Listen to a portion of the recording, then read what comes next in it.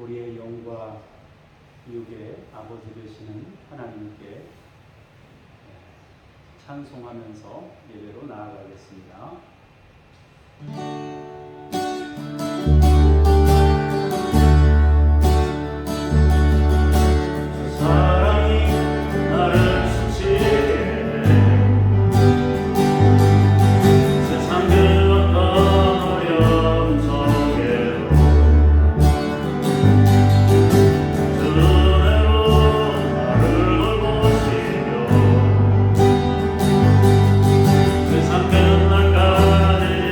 그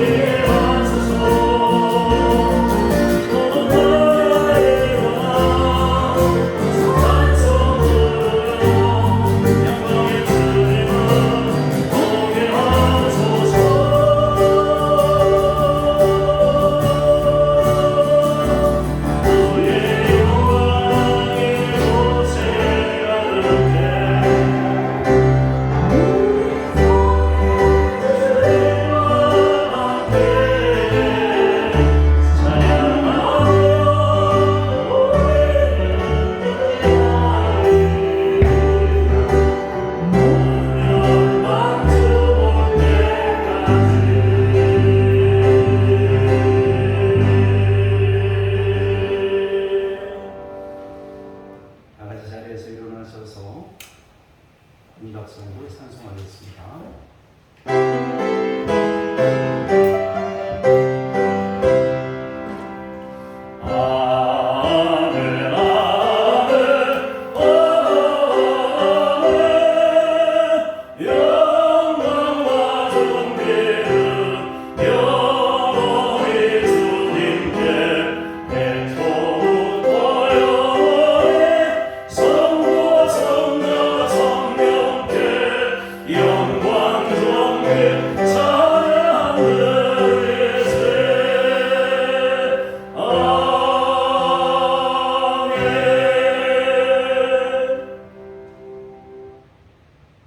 여호와의 집 우리 여호와의 성전 곧 우리 하나님의 성전 뜰에 서 있는 너희여 여호와를 찬송하라.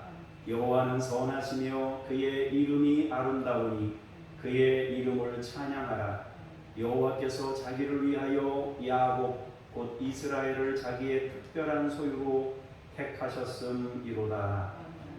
우리 아버지 되신 하나님께 예배합니다. 우리의 찬양을 받으시옵소서. 주 예수 그리스도 이름으로 기도합니다. 아멘.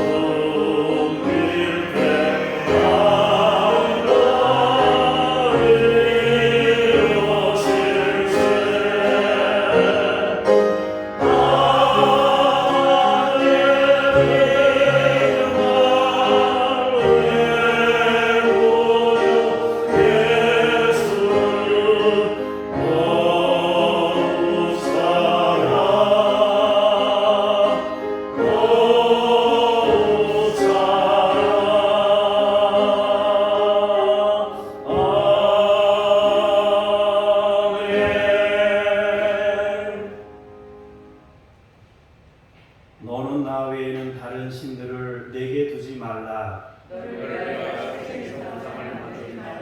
너는 내 하나님 여호와의 이름을 망령되게 부르지 말라.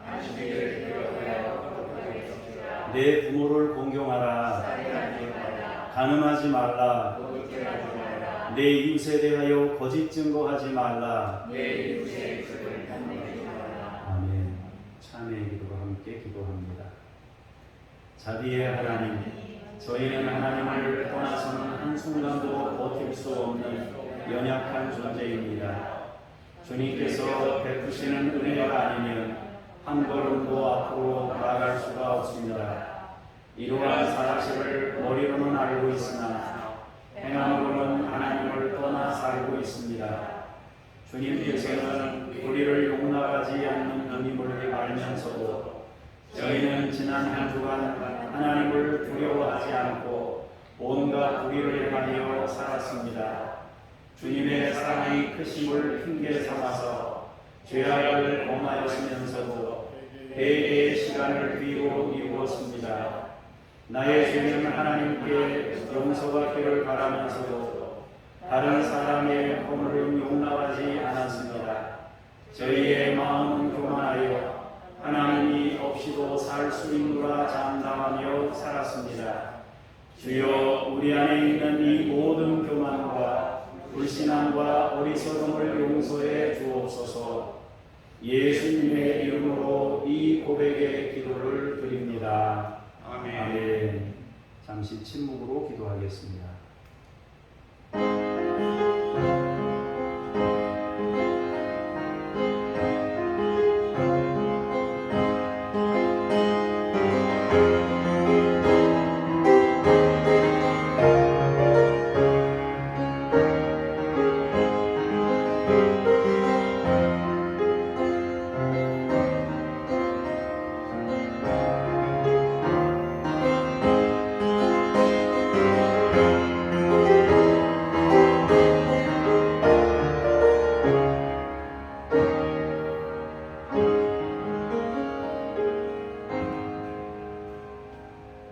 생명의 율례를 지켜 행하여 죄악을 범하지 아니하면 그가 반드시 살고 죽지 아니할지라. 그가 본래 범한 모든 죄가 기억되지 아니하리니 그가 반드시 살리라. 이는 정의와 공의를 행하였음이라 하라. 아멘. 신앙 고백드리겠습니다. 나는 전능하신 아버지 하나님 천지의 창조주를 믿습니다. 나는 그의 유일하신 아들 우리 주 예수 그리스도를 믿습니다. 그는 성령으로 잉태되어 동정녀 마리아에게서 나시고 본디오 빌라도에게 고난을 받아 십자가에 못 박혀 죽으시고 장사된 지 사흘 만에 죽은 자 가운데서 다시 살아나셨으며 하늘에 오르시어 전능하신 아버지 하나님 우편에 앉아 계시다가 거기로부터 살아있는 자와 죽은 자를 심판하러 오십니다. 나는 성령을 믿으며 거룩한 공교회와 성도의 교제와 죄를 용서받는 것과 몸의 부활과 영생을 믿습니다. 아멘. 자리에 앉으셔서 제가 잠깐 기도하겠습니다. 성도들의 찬미와 경배를 기쁘게 받으시는 하나님, 오늘도 세상에서 흩어져 살던 저희를 성전으로 모아주시고 삼위일체 하나님께 감사와 찬송과 경배를 드리게 하시니 감사합니다. 오늘도 환난 중에 부르짖는 성도의 기도에 응답하여 주시고 갈급한 심령으로 사모하는 심령에게 주의 도를 가르치사 진리 안에 행하게 하시옵소서. 성령님의 인도하심을 따라 예배하는 모든 성도가 한 마음이 되어 주님의 이름만을 경외하게 하옵소서. 모든 영광을 하나님께 돌리오며 예수님의 이름으로 기도하옵나이다. 아멘.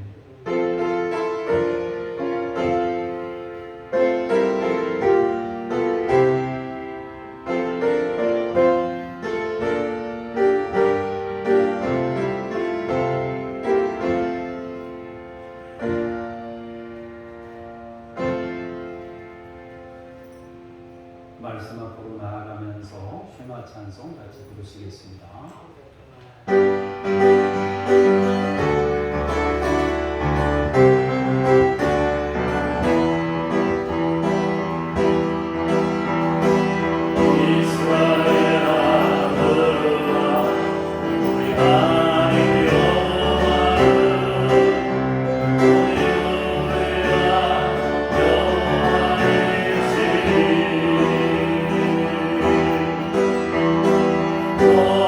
Oh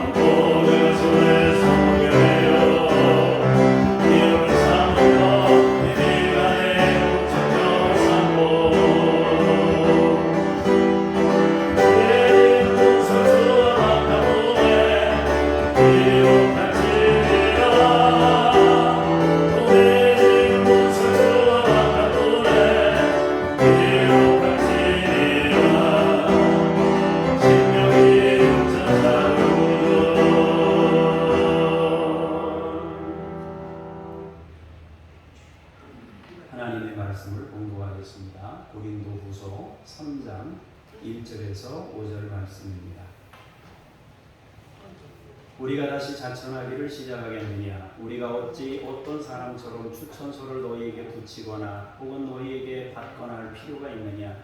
너희는 우리의 편지라 우리 마음에 썼고 무사람이 알고 읽는 바라. 너희는 우리로 말미암아 나타난 그리스도의 편지니 이는 먹으로 쓴 것이 아니요 오직 살아계신 하나님의 영으로 쓴 것이며 또 돌판에 쓴 것이 아니요 오직 육의 마음판에 쓴 것이라. 우리가 그리스도로 말미암아 하나님을 향하여 이 같은 확신이 있으니 우리가 무슨 일이든지 우리에게서 난 것 같이 스스로 만족할 것이 아니니 우리의 만족은 오직 하나님으로부터 나느니라. 아멘. 주님께 감사합니다. 연이어서 6절에서 11절까지의 말씀을 정봉수 집사님께서 공독하시겠습니다.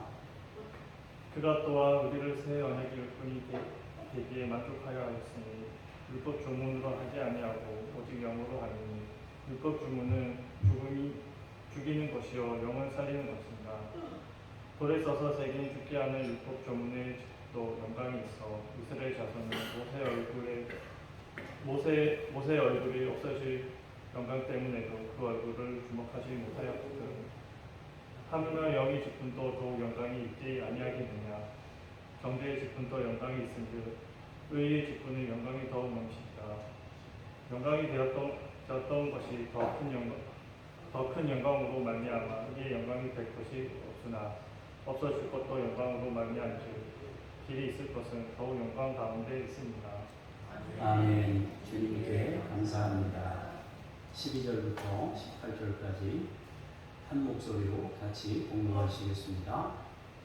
우리가 이 같은 소망이 있으므로 담대히 말하노니 우리는 모세가 이스라엘 자손들에게 장차 없어질 것의 결국을 주목하지 못하게 하려고 수건을 그 얼굴에 쓴 것 같이 아니하노라.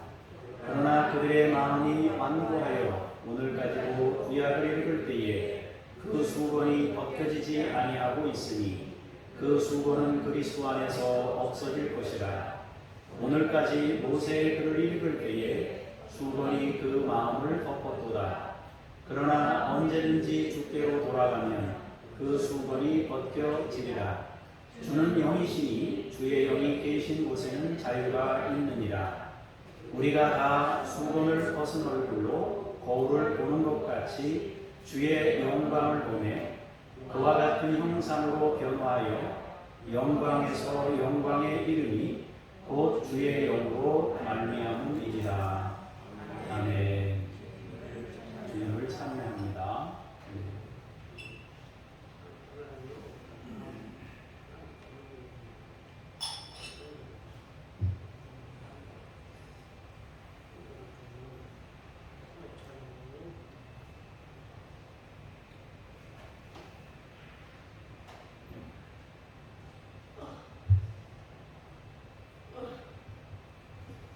오늘은 주님의 영광이라는 제목으로 말씀의 은혜를 나누고자 합니다.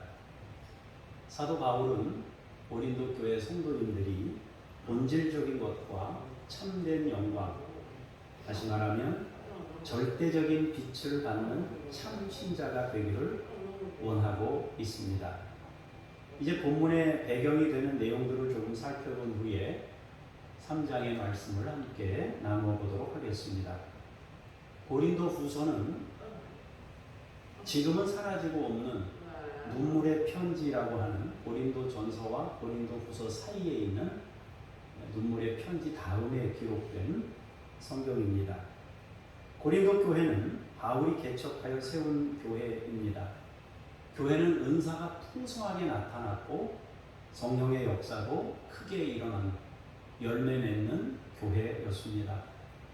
그러나 풍성한 은사와 함께 또 성장과 함께 나타났던 부작용들도 있었습니다.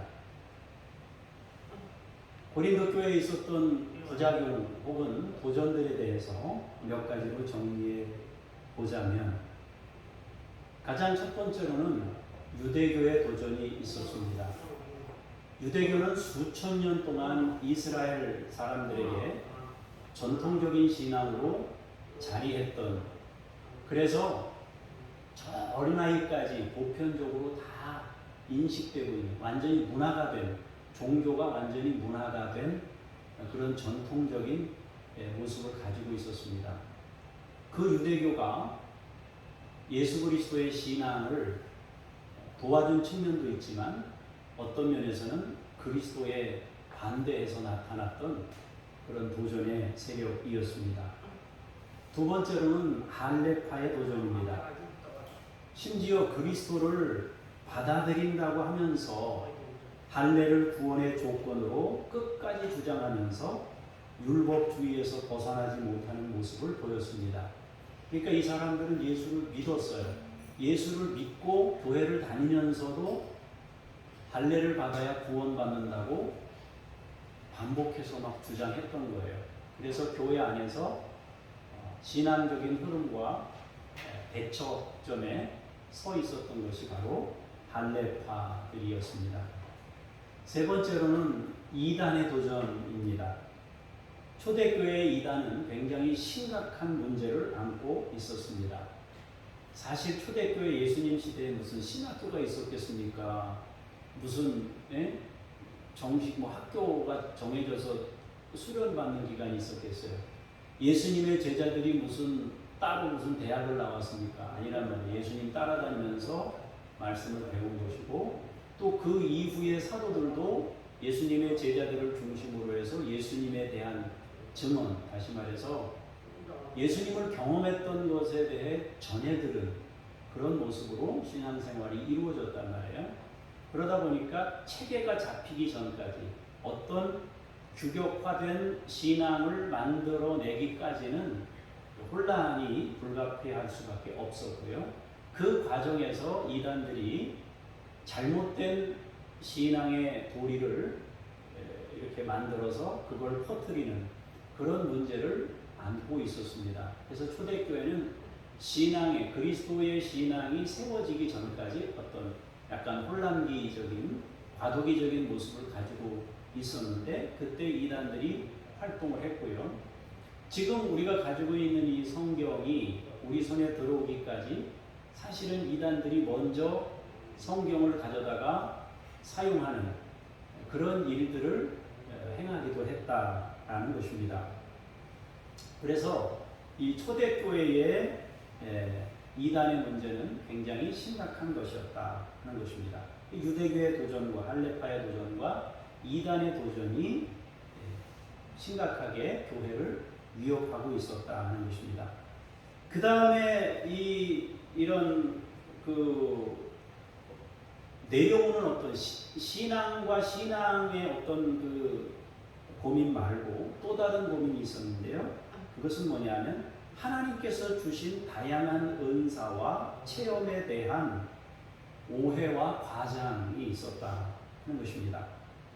하나님께서는 교회의 성장을 위하여 은사들을 부어주셨고 성령의 역사를 강하게 나타내셨습니다. 그런데 사람들은 은사를 통해서 체험이 있게 될 때 그 은사를 주신 하나님을 주목하거나 그 은사를 통해 하나님이 주시려고 했던 말씀의 의미를 찾기보다는 그 은사 자체 혹은 은사를 통해 나타났던 현상에 치중하는 문제를 안고 있었습니다. 그러니까 사람을 주목하거나 은사에 취해서 더 중요한 것들을 놓쳤다는 것입니다. 사도 바울이 이적과 기사를 일으킬 때, 또 예수님이 이적과 기사를 일으킬 때 사람들이 그 기사나 이적에 얼마나 놀라고 그것 때문에 관심이 집중되고 모여들었습니까? 그러나 정작 주님의 말씀, 사도 바울이 전했던 말씀과는 동떨어진 삶을 사는 사람들이 굉장히 많았다는 것입니다. 마찬가지로 초대교회에 왕성한 성령의 역사가 크게 나타나자 사람들은 그 왕성한 역사 때문에 성장하고 부흥하는 결과를 얻었지만은 동시에 부작용이 나타났는데, 그것은 바로 현상을 주목하고 나타난 어떤 결과만을 주목하면서 하나님이 주시고자 하는 본질적인 것들을 빠뜨리는 그런 문제를 가지고 있었다 하는 것입니다. 또 다른 문제는 뭐냐면 새롭게 변화되어가는 시대와 문화를 겪으면서 재해석돼야 할 문제들이 있었다는 것입니다. 복음의 확장이라는 것은 유대인들에게만 복음을 전할 때는 동일한 문화권이에요.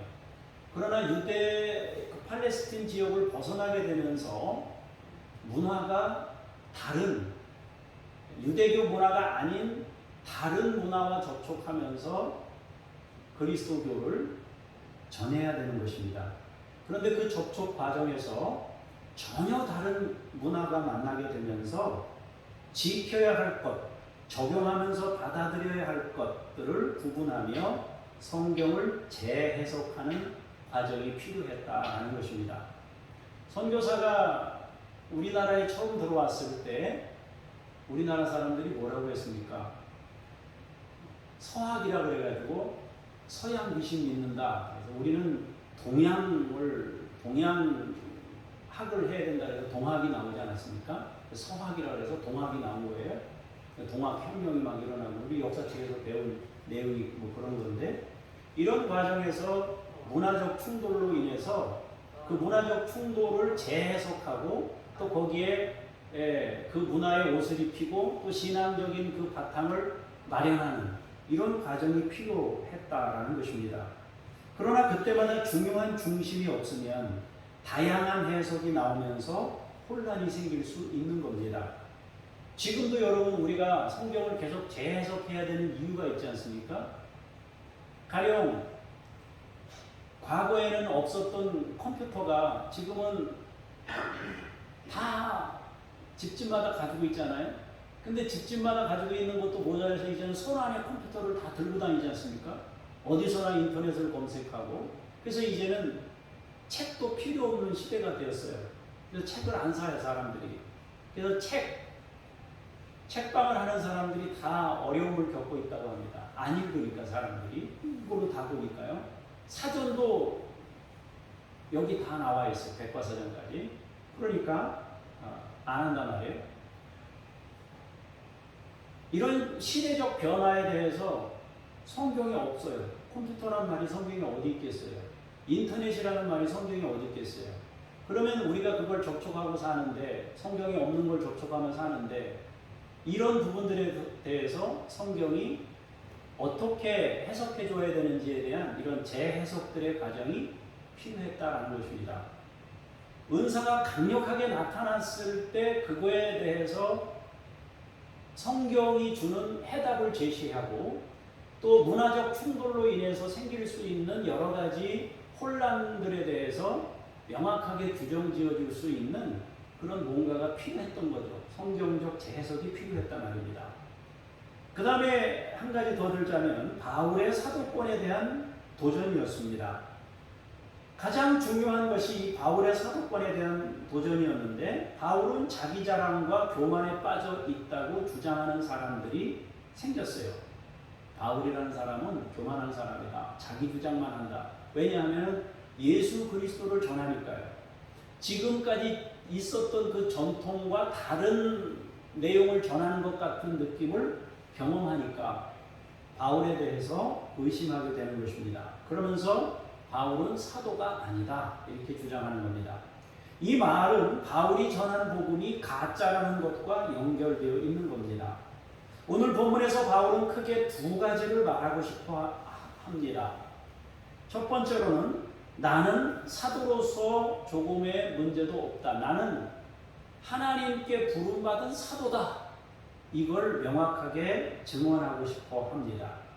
두 번째로는 교회가 비본질적인 것을 주목하는 대신 본질적인 것을 분명히 알고 그래서 본질적인 것을 알아서 중심을 딱 잡고 어떤 그 외부적인 그런 도전들이나 또 이론적 도전에 대해서도 흔들림 없이 중심을 잡는 여러분 깨닫게 되면 더 이상 혼란은 끝나는 겁니다.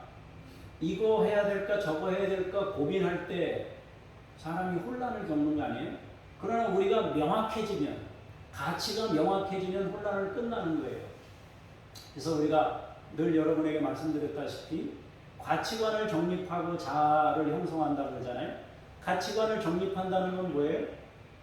비싼 순서대로, 내가 비싸게 여기는 순서대로 딱 정돈된 것을 가치관을 형성했다고 말하는 거예요. 비싼 순서대로 딱 정리가 되어 있는 거예요. 자, 무엇을 더 비싼 것으로 내가 여기느냐? 이게 명확하면요, 제일 비싼 거를 선택합니다. 항상.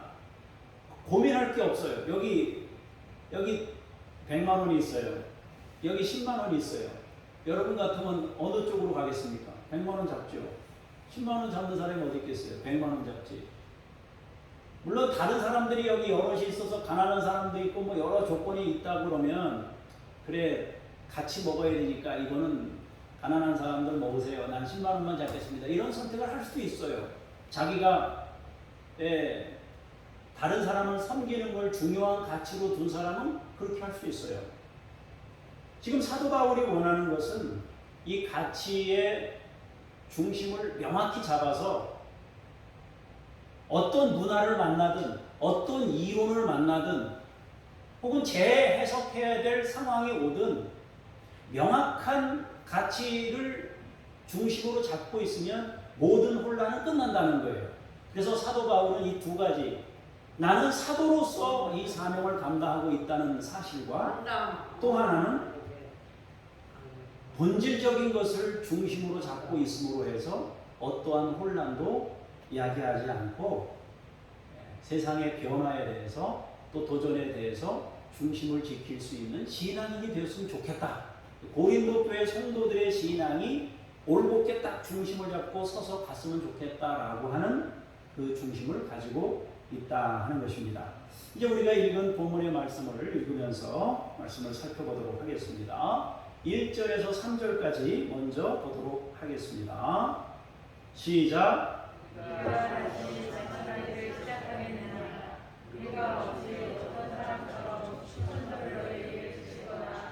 혹은 너희에게 받거나 할 필요가 있느냐?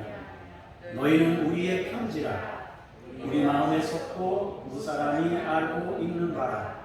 너희는 우리로 말미암아 나타난 그리스도의 편지니 이는 먹으로 쓴 것이 아니요 오직 살아계신 하나님의 영으로 쓴 것이며 또 돌판에 쓴 것이 아니요 오직 육의 마음판에 쓴 것이라. 아멘.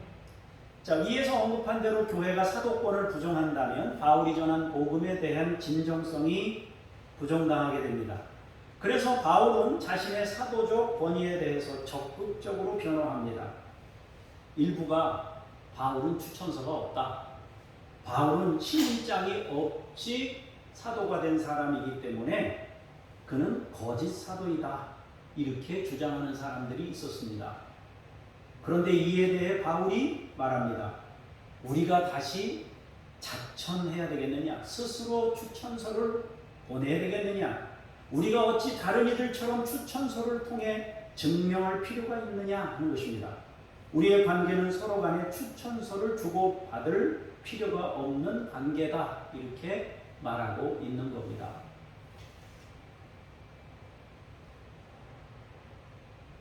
아주 낯선 사람하고 우리가 뭘 한다고 할 때 한 뭐 50만 원 혹은 한 10만 원, 50만 원, 조금 많은 100만 원 정도 서로 주고받는다 그럴 때 아무 증명서도 없이 그냥 나 처음 만나는 사람인데 그냥 빌려줄 사람이 여기 있겠습니까? 없을 거예요. 뭘 받고 뭐 아니면 영수증이라도 뭘 받고 빌려줄 거예요. 근데 만약에 여러분들이 여러분 아들한테 빌려준다고 봅시다. 아들이 100만 원만 빌려줘요. 근데 빌려주는데 증명서 가져와. 그러겠습니까? 여러분 같으면 안 할 거예요. 제가 여러분들에게 뭘 부탁하면서 인감증명 떼다가 여러분들한테 내밀면서 도와주세요. 그러겠습니까?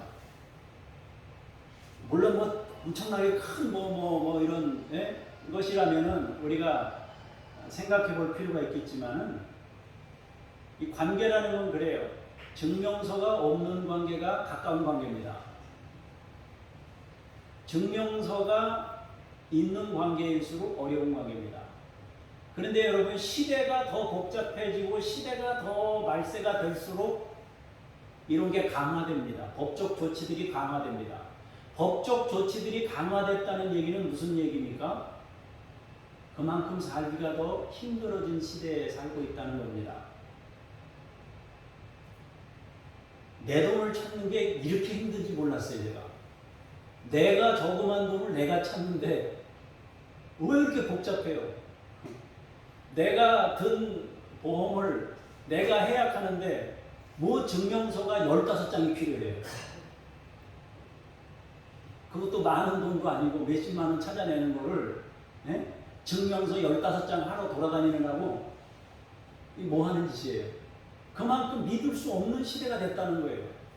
주민등록까지 보여줘. 재직, 제가 이 장로교회 재직한다는 거, 노예에다가 증명서 떼다가 그거 보여줘. 다 보여줘도 안 된다는 거예요. 뭘 더 떼오라는 거예요. 그러니까 시대가 믿을 수 없는 시대가 되니까 그런 거예요. 그런데 지금 사도 바울이 막 추천서 달라고 그러니까 뭐라 그러는 거예요? 당신들하고 나하고의 관계는 그런 관계가 아니다. 너희는 우리의 편지다 그럽니다. 바울의 전도 사역으로 교회가 세워졌고 성도들이 구원을 받게 됐어요. 고린도 교회를 바울이 개척했습니다. 그 교인들 대부분은 바울의 전도로 의해서 교회가 세워진 거예요.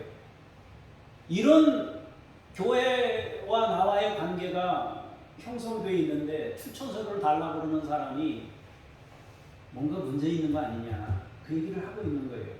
우리 사이에 무슨 추천서가 필요하고 신임장이 필요하냐, 그 얘기를 하고 있는 거예요. 너희는 하나님의 심부름꾼인 우리를 통해서 그리스도의 사람으로 드러난 세상을 향한 편지라는 겁니다. 세상에 하나님과 그리스도를 드러낼 편지라는 것입니다. 사도를 통해 만들어진, 바울을 통해 만들어진 그리스도의 형상이라는 겁니다. 이것은 이단자들이나 바울의 사도권을 부정하는 자들이 쓰고 사용하는 종이와 다르다는 거예요. 종이 추천서와 달리 영으로 쓴 것이라고 합니다. 그리고 돌판이 아닌 마음판에 쓴 거라는 거예요. 근본적으로 다른 추천서라는 것을 말하고 있습니다.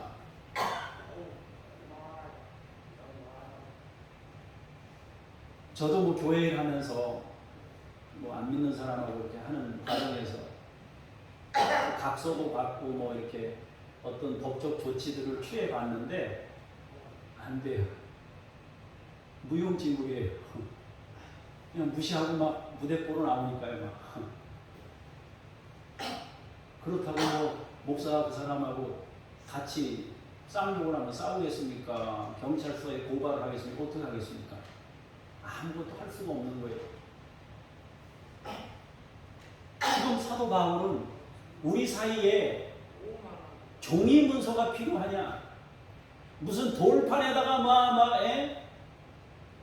하나님의 말씀을 기록하고 돌판에다가 말씀을 기록하듯이 돌판에다가 어떤 뭘 기록해가지고 십계명 기록하듯이 이렇게 해가지고 우리가 사이가 그런 사이냐 하는 겁니다. 우리는 근본적으로 다른 추천서를 가지고 있다라고 말합니다. 이 말은 율법주의로 회귀하는 것을 막으려는 겁니다. 복음을 듣고 자유하게 됐는데 여전히 율법주의에 매여 있기에 참된 지식으로 이끌고자 하는 것입니다. 위에서 말한 대로 바울의 사도권과 참된 복음의 본질, 즉 주님의 영광이 무엇인지 깨닫게 하여 혼란을 잠재우려 하고 있는 겁니다. 참된 복음을 만나면 모든 혼란과 갈등이 사라지게 될 수 있다는 겁니다.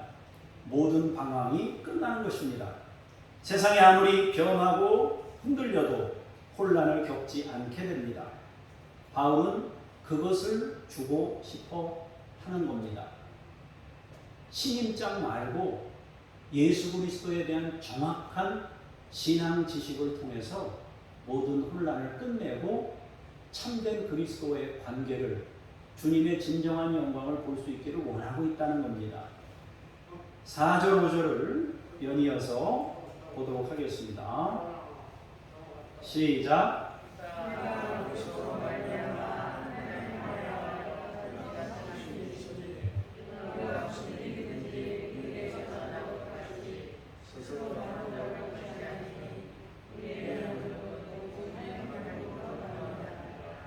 아멘.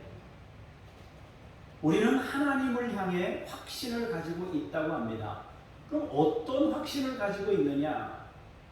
지금 사도 바울이 우리 사이에 무슨 신임장이 필요하냐, 추천서가 필요하냐, 너희는 우리 편지고 우리는 가까운 사이다, 그 얘기를 했단 말이에요. 종이로 쓴 문서가 필요 없는 관계다, 그 얘기를 했어요. 다시 말하면 나는 여러분들과 진정한 사도다, 이 얘기를 하고 있는 거예요. 그러면서 지금 여기서 확신하는 건 뭐냐? 그것은 그렇다고 해서 내가 여러분들에게 자랑하거나 내 스스로를 높일 만한 어떤 그런 권한은 나에게 없다. 그걸 확신하고 있다는 거예요. 바꿔서 얘기하자면은 이 모든 것은 하나님이 이루게 하신 것이지 내 의로움으로 교회를 세운 것도 아니고 내 의로움이 사도의 진정성을 보장할 수 있는 것도 아니고 내가 지금까지 노력하고 애쓴 것, 그것 자체가 우리의 관계를 보장하는 것이 아니라는 겁니다. 우리의 관계의 근원적인 핵심은 모두 하나님께로부터 온다는 거죠. 우리가 무슨 일이든지 우리에게서 난 것 같이 스스로 만족할 것이 아니 우리의 만족은 오직 하나님으로부터 나느니라. 그걸 확신하고 있다는 거예요. 관계를 회복하기를 원하면서도 그 관계를 회복하는 그 근거가 자기 의로움이나 자기 노력으로 자기가 개척해서 세운 교회이기 때문에 관계 회복에 대한 권리 주장을 하는 것이 아니라 이 모든 것이 하나님으로부터 출발되었다는 것을 말하고 있어요. 우리의 출발도 하나님이고, 다시 말해서 바울 일행의 출발도 하나님이고, 고린도 교회 성도들의 시작도 하나님이라는 거예요. 결국 모든 것이 하나님으로부터 왔다는 것입니다. 바울은 사도권을 주장하면서도 그리스도를 넘어서려 하지 않았습니다. 모든 것이 하나님으로부터 온 것이라고 힘주어 말하고 있습니다. 하나님 이외의 것을 주목하지 않도록 이끌고 있다라는 것입니다. 그러니까 자기도 비본질이라는 거예요. 이 사도적 논쟁도 비본질적이라는 거예요. 결국 우리의 주목은 하나님께로 가야 되는데 나를 의심하니까 불가피하게 내가 사도적 이 권위의 진정성에 대해서 해명하는 과정에서 이런 얘기를 하지만 이것 자체도 사실은 쓸데없는 논쟁이 될 수 있다는 거예요. 여기에 주목하다 보면 그리스도와 하나님을 주목하는 것에서 잃어버리고 여기에 잘못돼서 매진하다 보면 정말 중요한 것들을 놓칠 수 있다는 거예요. 그래서 사도적 권위를 주장하면서도 이 사람들의 중심, 이 사람들의 관심이 이 사도권이 아닌 하나님께로 향한 그 중심을 가지고 이 사도적 권위를 논하고 싶어 하는 겁니다. 사람이 본질적인 것과 비본질적인 것을 구분하지 못하면 두 가지 문제가 생깁니다. 하나는 비본질적인 것을 숭배의 대상으로 여기는 문제가 있습니다. 사람이요, 본질과 비본질을 구분 못하면 비본질적인 것을 숭배하게 돼요. 우상숭배입니다. 그리고 또 다른 문제가 있는데 비본질적인 것에 실망하게 될 때 본질적인 것까지 포기하고 버리는 문제가 있다라는 것입니다.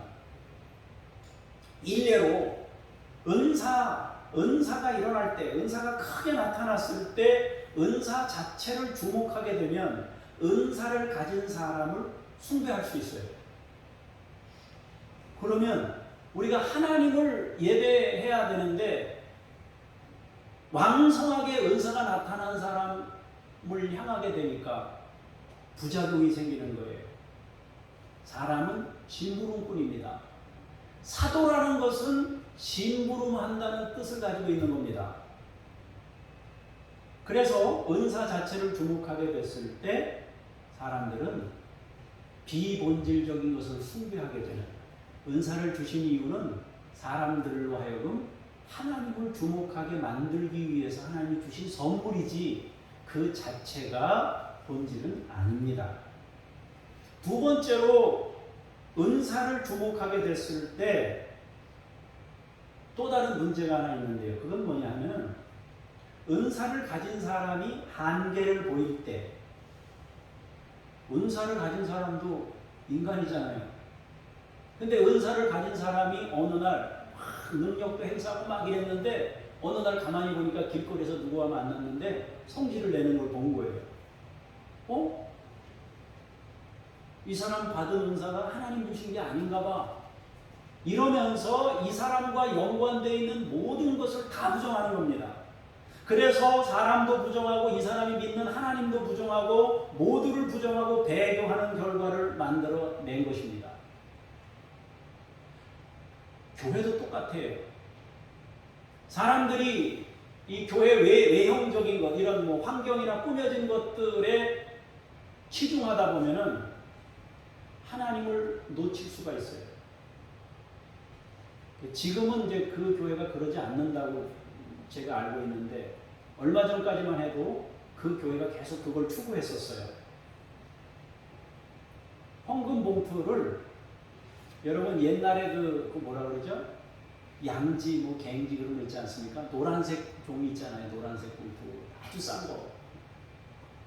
우리는 더 약한 사람들을 섬기는 데 쓰고 이런 데 하나까지도 돈 쓰지 않는다 그래가지고 헌금 봉투가 다 그냥 누래요. 그 교회는. 그런 분들도 있어요. 까딱 잘못하면 우리가 비본질적인 것 때문에 거기다가 막 목숨을 걸고 그거를 10원짜리를 해야 되느냐 30원짜리를 해야 되느냐 이래가지고 그거 가지고 싸울 수가 있단 말이에요.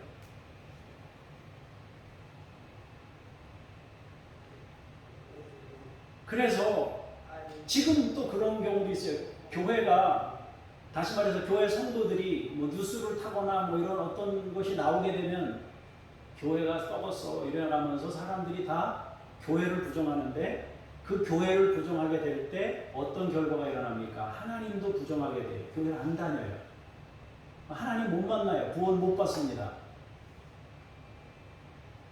그래서 사도 바울은 자기의 사도적 권위에 대해서 증명하기 위해 애쓰면서도 하나님만, 오직 그리스도만 유일한 참 영광임을 말하고 있는 겁니다. 자신을 포함해서 모든 것들은 그분에 의한 것임을 말하고 있는 겁니다. 바울이 사도권을 주장하는 이유는 자신이 주목하고 있는 주님의 영광을 소망하게 하기 위함입니다. 하나님을 향한 중심을 잃지 않도록 하기 위함입니다. 본질이 아닌 주변을 주목하려는 인간의 문제들을 깨닫게 하려고 하고 있다는 것입니다.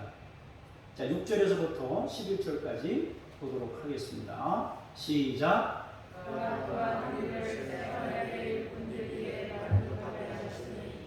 율법 조문으로 하지 아니하고 오직 영으로 함이니 율법 조문은 죽이는 것이요 영은 살리는 것이니라.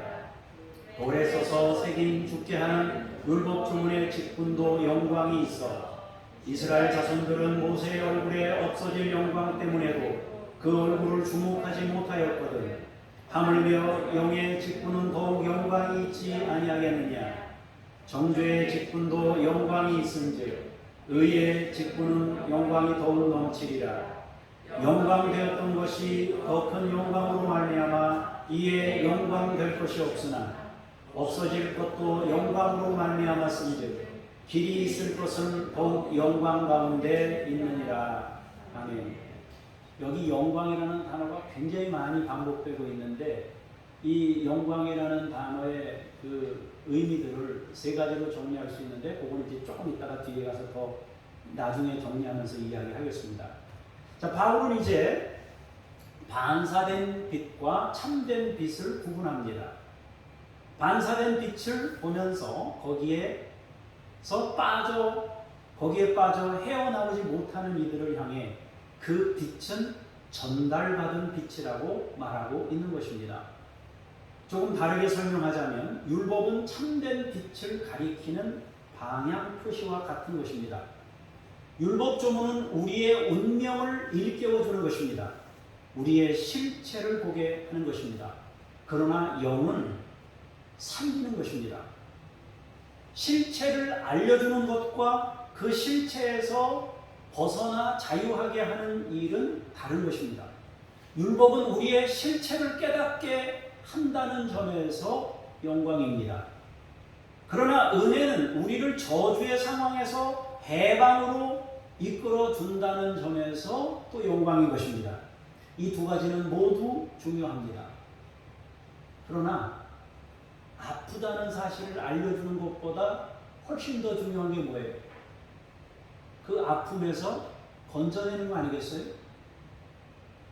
모세가 준 율법은 우리의 실체를 알려주는 거예요.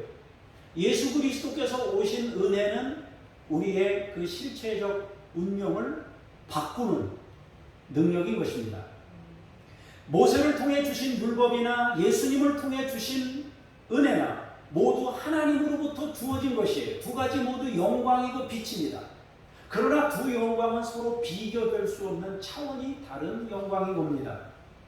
모세의 얼굴에 나타난 영광은 사라질 영광이고 반사된 영광입니다. 일시적으로 우리에게 가르쳐주기 위한 그림자 영광입니다.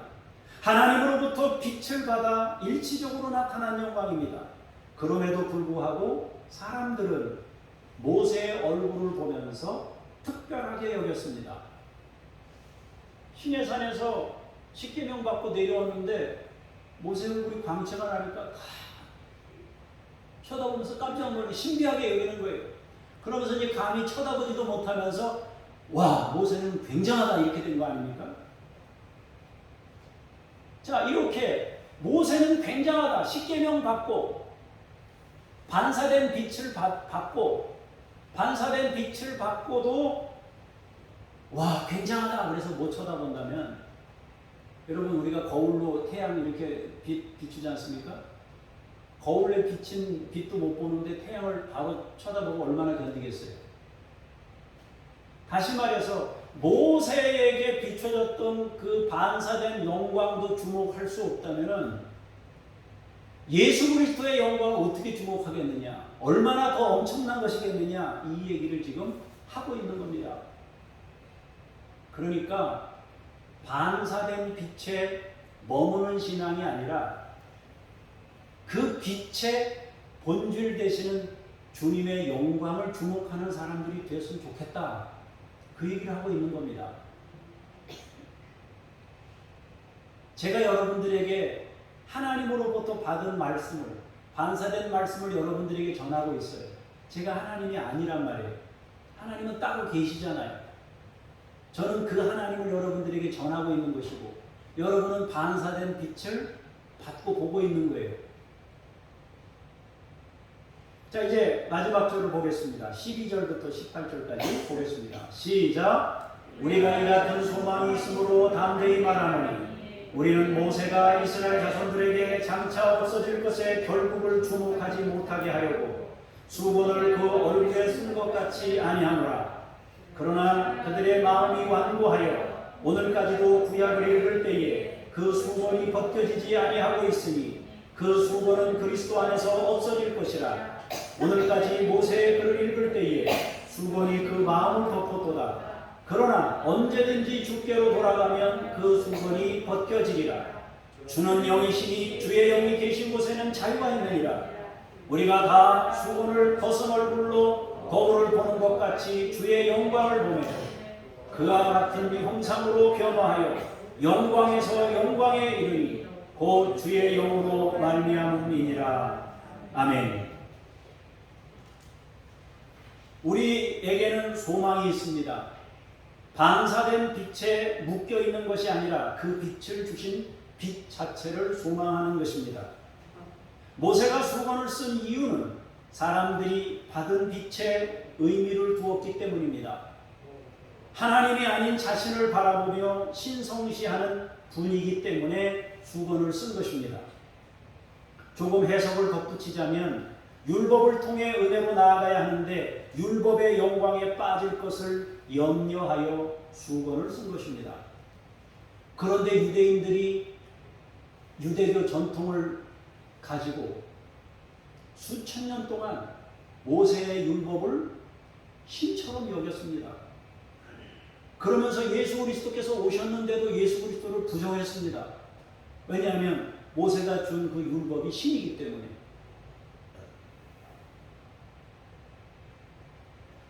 성경은 뭐라고 얘기합니까? 아직까지 그 수건이 벗겨지지 않은 신앙의 모습을 하고 있다는 것입니다. 그리스도를 주목하지 못하고 그림자를 주목하고 본질 대신 비본질을 주목하고 중심이 아닌 주변을 주목하는 신앙에서 벗어나지 못하고 있다는 것입니다.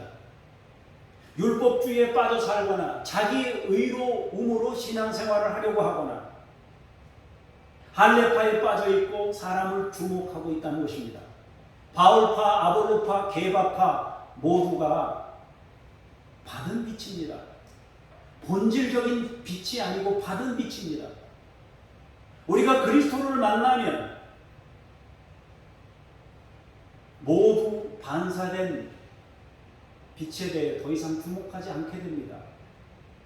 그리고 주님을 만나게 됐을 때는 이 모든 것이 반사된 빛이군요.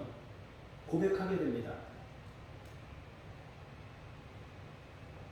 하나님을 주목하게 된다면 모세는 더 이상 수건을 쓸 필요가 없어요.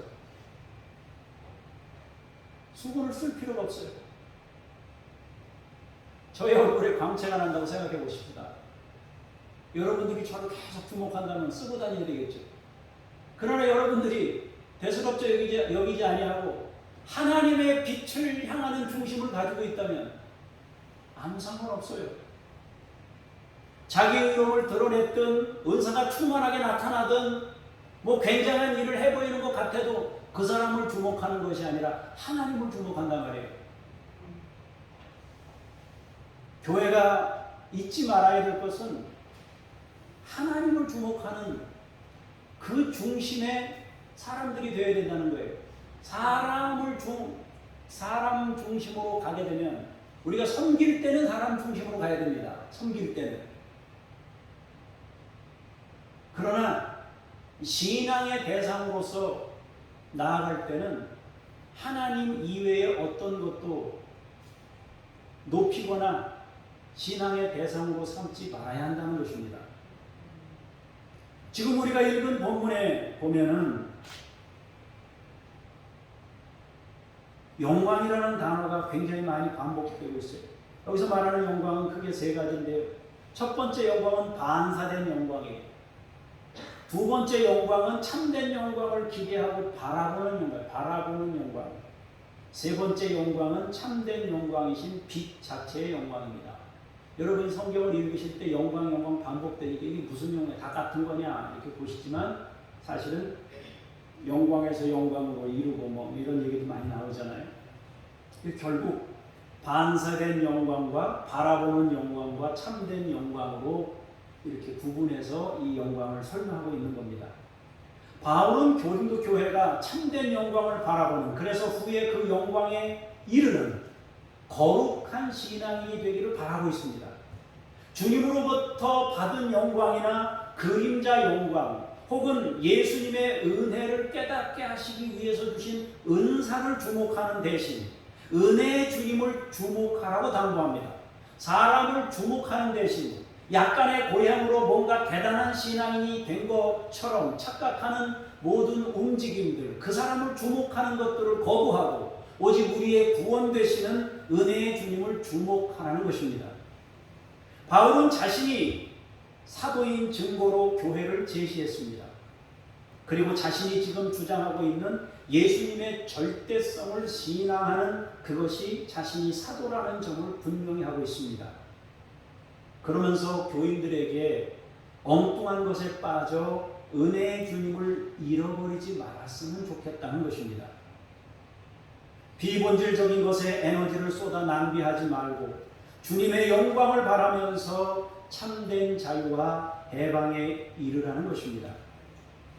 사랑하는 성도 여러분, 우리가 주목할 것은 주님의 영광입니다. 예수님께서 우리에게 베푸신 은혜입니다. 주님이 우리에게 선물하신 부활의 영광입니다. 그 이외의 것은 사람이든지 상황이든지 모두 그리스도를 향해 있습니다. 교회 건물도 귀하고 그 안에서 사역하고 있는 사람들도 모두 귀합니다. 그러나 그것은 참된 영광은 아닙니다. 우리는 과정을 붙잡지 않습니다. 과정에 머물러 목적지를 포기하지 않습니다. 지나치게 반사된 빛에 매몰되어 빛 대신 주님을 떠나지 않습니다. 예수님은 우리에게 참된 영광이기 때문인 것입니다. 사랑하는 여러분, 우리 주님만 여러분의 중심으로 간직하고 다른 부수적인 것들은 신앙의 대상이 아닌 사랑의 대상으로 여기면서 살 수 있는 귀한 분들이 되시기를 축복합니다. 기도하겠습니다.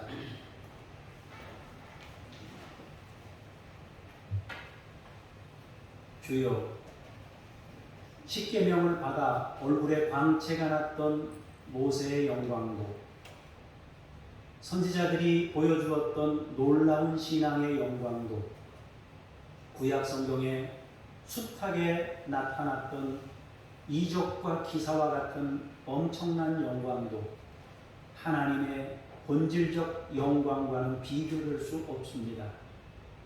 주여, 우리가 오직 주님 되시는 주님의 영광에 우리의 마음을 집중하게 하시고 주변 것들에 우리의 마음이 빼앗기지 않게 하시고 사랑해야 될 대상을 숭배의 대상으로 뒤바꾸는 일이 없도록 우리를 지켜주시며 약간의 자기 의로움을 드러내는 것 때문에 그쪽에 치우쳐서 우리의 중심을 잃어버리지 않도록 주여 우리의 신앙을 바로잡아 주시고 온전히 주를 따라가는 믿음의 종들이 되게 하옵소서.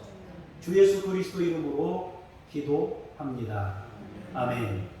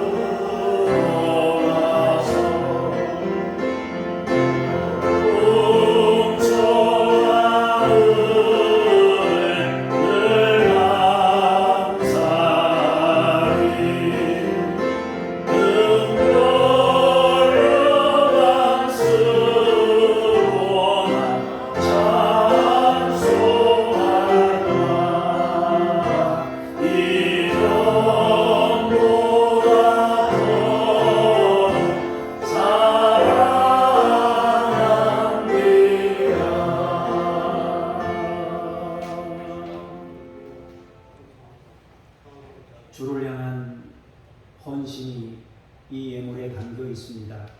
믿음의 식구들의 수고와 헌신이 마음으로 고백되어 담겨 있사오니 사랑하는 성도들의 헌신과 수고를 주께서 흠양하시고 하늘의 것들을 부으시며 일생 동안 주의 은혜 중에 거할 수 있도록 한 분 한 분을 지키시고 인도하여 주옵소서. 감사드리며 주 예수 그리스도 이름으로 기도합니다. 아멘. 하늘에 계신 우리 아버지의 이름을 거룩하게 하시며 아버지의 나라가 오게 하시며 아버지의 뜻이 하늘에서와 같이 땅에서도 이루어지게 하소서. 오늘 우리에게 일용할 양식을 주시고 우리가 우리에게 잘못한 사람을 용서하여 준 것 같이 우리 죄를 용서하여 주시고 우리를 시험에 빠지지 않게 하시고 악에서 구하소서.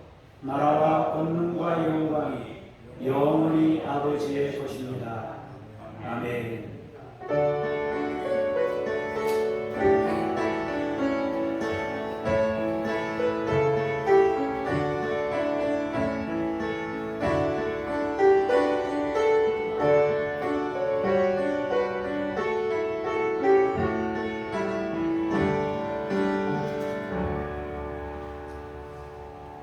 암송 찬양 주보 날개면에 있는 암송 찬양 같이 하겠습니다.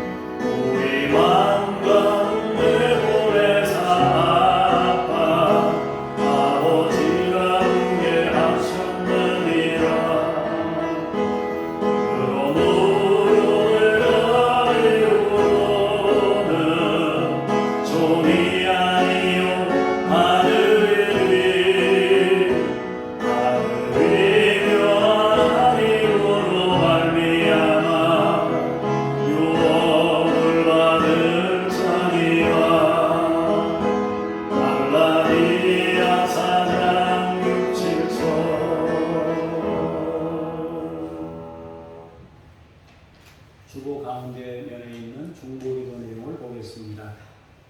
복음으로 변화되어 잔혹한 처형과 탄압이 멈추고 인권이 개선되도록 외부 정보 유입과 살포를 차단하기 위해 처형 집행을 계속하고 있습니다. 잠비아를 축복하며 기도합니다. 가난과 질병을 극복하고 주님 은혜로 풍성한 나라가 되도록 실업, 농촌 빈곤, 정보 부채, 에이즈로 부모를 잃은 고아가 수십만 명에 이릅니다. 잠비아를 위해서 기도해 주시기 바랍니다. 교우 간 서로의 신앙과 건강을 위해 중보해 주시기를 바라고요. 시차례가 화요일에 시찰 총회로 모이게 됩니다. 삼척중앙교회에서 모입니다. 예배 후에 권사님들 잠깐 시간을 좀 내시면 감사하겠습니다. 제가 잠깐 기도하겠습니다. 하나님, 온 교우의 마음을 모아 이 종이 대표로 기도합니다. 중보기도합니다. 주 예수 이름으로 기도하오니 받으시옵소서. 북한을 축복합니다. 복음으로 변화되어 잔혹한 처형과 탄압이 멈추고 인권이 개선되게 하옵소서. 잠비아를 축복하며 기도합니다. 가난과 질병을 극복하게 하시고 주님 은혜로 풍성한 나라가 되도록 은총 베푸시며 지금 활동하고 있는 선교사님들을 통하여 하나님의 놀라운 역사들이 일어날 수 있도록 잠비아에 주의 은혜를 부어 주옵소서. 여름철 교회 성도들 간에 서로 중보하며 건강과 신앙을 위해 함께할 수 있도록 도와주시옵소서. 시찰 총회로 모입니다. 교회마다 속해 있는 교회마다 평안케 하시고 교우들마다 평안케 하옵소서. 하나님, 우리가 돕고 섬기는 장준혁 어린이, 북한 어린이들, 야바 임마누엘 어린이, 하나님께서 이들을 믿음으로 양육하시고 주의 은총을 더하여 주시옵소서. 하나님, 선교사님들을 축복합니다. 김요엘 선교사님, 이웃 아저씨 아줌마 선교사님, 이동식 성형숙 선교사님, 김수연 김명숙 선교사님, 천애슐리 선교사님에게 함께 해주사 사역이 더 성장하게 하시고 풍성케 하시며 하나님의 영광이 크게 나타나게 해 주옵소서. 하나님 아버지, 이들의 헌신을 통하여 많은 영혼들이 주께 돌아오게 하시고 새 생명을 얻게 하여 주옵소서. 이 시간 우리 성도들을 축복하며 기도합니다. 모든 질병으로부터, 모든 영적인 문제로부터 해방받고 새로워지기를 원합니다. 내가 지금 예수 이름으로 축복하며 성도들을 간곡케 하기를 원하오니 주여 역사하시고 인도해 주옵소서. 내가 지금 예수 이름으로 명령하노니 강건해짐을 얻을지어다, 해방을 누릴지어다, 자유케 될지어다, 일어날지어다, 모든 질병의 근원들이 다 떠나갈지어다.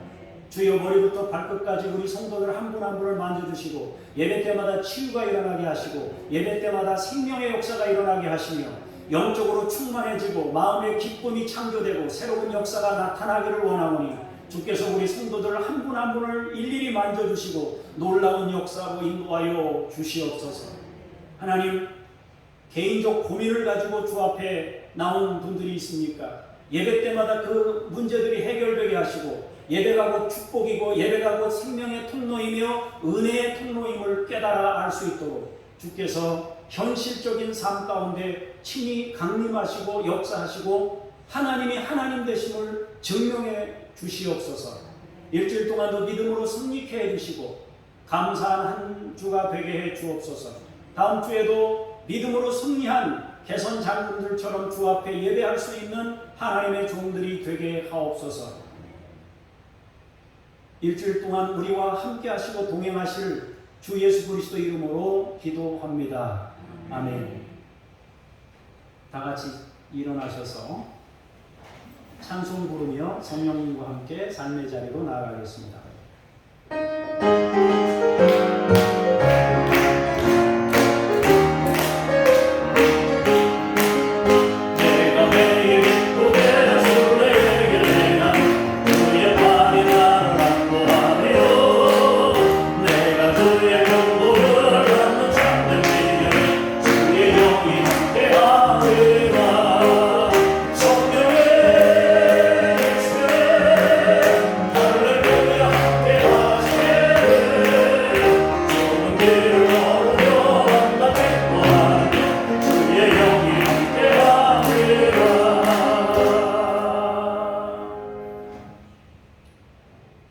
이제는 우리 구주 예수 그리스도의 은혜와 아버지 하나님의 그 크신 사랑하심과 성령님의 역사하심이 주변이 아닌 중심을, 비본질이 아닌 본질을, 반사된 영광이 아닌 참된 영광 되시는 주님만 온전히 바라며 주님과 함께 인생 살기를 원하고 돌아가는 주님의 사람들 머리머리 위에, 교회 위에, 열방 위에 이제로부터 영원까지 함께 하시기를 간절히 축원하옵나이다. 아멘.